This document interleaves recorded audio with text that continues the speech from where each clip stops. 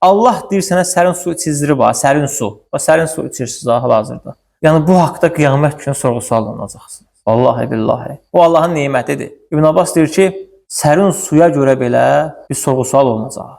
Və bu haqda bir hədis var. Peyğəmbər sallallahu aleyhi və səlləm Əbu Bəkir və Ömərlə birgə bir ənsarın evinə gedirlər. O ənsar bunlara qonaqlıq verir. Və orada bunlar sərin su içirlər və yemək yeyirlər. Peyğəmbər sallallahu aleyhi və səlləm buyurur ki, bu içdiyiniz suya görə, yediyiniz yeməklərə görə qiyamət günü Allaha cavab verəcəksiniz. Yəni bu nemətlərə görə qiyamət günü sorğu-sual olunacaqsınız. Birinci mesaj odur ki, nemət yalnız belə deyək, dillə təşəkkür, dillə qarşılıq olmur. Məsələn, Allah sənə nemət verir, sən o neməti yalnız dillə qarşılayasan.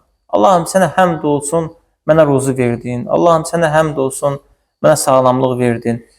Və əziz qardaşlar, bununla yanaşı o nemətlərin cavabı da var.